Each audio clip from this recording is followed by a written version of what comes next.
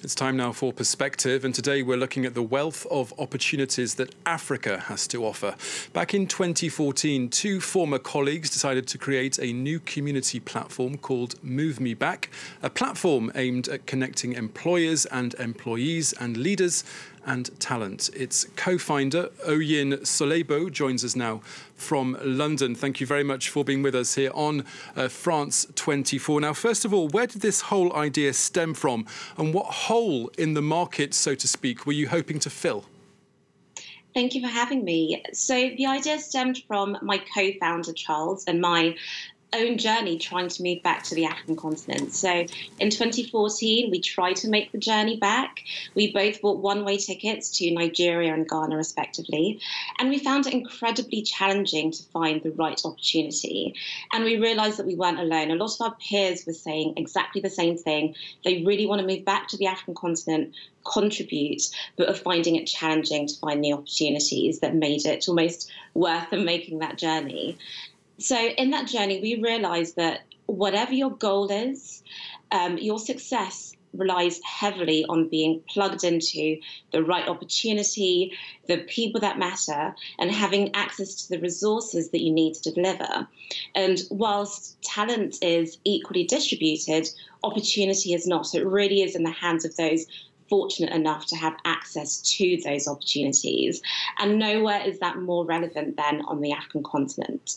So the problem that we're really trying to solve here is providing access to the people, the opportunities, and the resources that people need to be able to succeed on the African continent.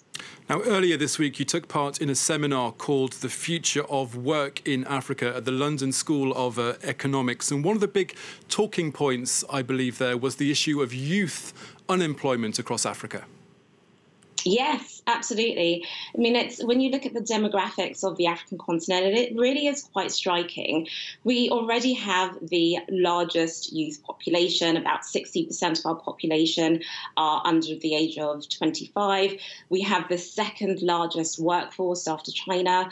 And whilst most of the West is decreasing in population size and growing older, the African continent is growing younger and larger.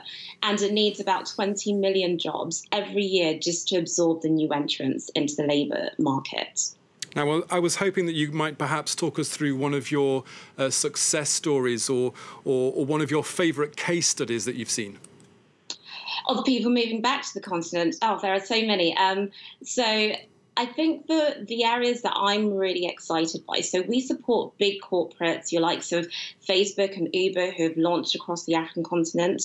But where I get really excited is where we're working with more local indigenous African startups who have such plans to democratize access to information, to financial services, to clean tech, but they cannot find that one key person they need to really build that organization. So for me, it's working with smaller startups, the likes of a Jetstream, who are revolutionizing logistics over the continent, to provide them with the talent that they need to really scale across the African continent.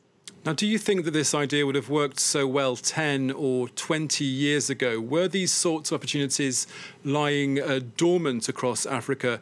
And if not, what do you think has changed? That's a great question. I think that what has changed is technology. So at the moment, the fastest growth in terms of internet access is happening in the African continent. There are still approximately 800 million people in Africa who don't have access to technology, but the use of technology is enabling services and products to scale in the way that they haven't been able to before. If you think about in financial services, 2/3 of the population still don't have access to a bank. 2/3 of the population still have no access to energy. We only have one doctor to every 5,000 people. What technology has done is it's enabled those who may not be able to physically go to a bank or may not be able to physically go to a hospital and see a doctor to suddenly get access to the essential services and products that they need. So I think technology really has been an enabler to this. And just a very quick and final question. How badly has the coronavirus pandemic affected this whole project and, of course, the creation of opportunities across Africa? So it has affected it, but what we've also seen is that there's been a shift in where the talent is needed and where the services are needed. So things like the outsourcing or offshoring of technology services has moved into Africa more. Things like e-commerce and logistics are increasingly more important in the African context. So we've seen those kind of industries, fintech as well, do really well. And in terms of people trying to move back, yes, it's been more challenging having people physically move back, but we've also seen organizations being more willing to take on staff remotely and then hopefully move them back when this COVID pandemic comes to an end. And we have time for just one final note. What is your vision for the future and your ultimate end goal? Our ultimate end goal is to contribute to the creation of up to 500 million jobs on the African continent. As I said, the continent needs to create 20 million jobs at least every year just to feed the new talent that are entering the labour markets. And we have seen ourselves that cannot happen, that vision for Africa cannot happen without the right people finding the right opportunities, finding each other and finding the insights they need to really grow their business and grow themselves professionally. Okay, Oyin Solebo from Movemeback, thank you so much for being with us here on France 24. Thank you. Thank you.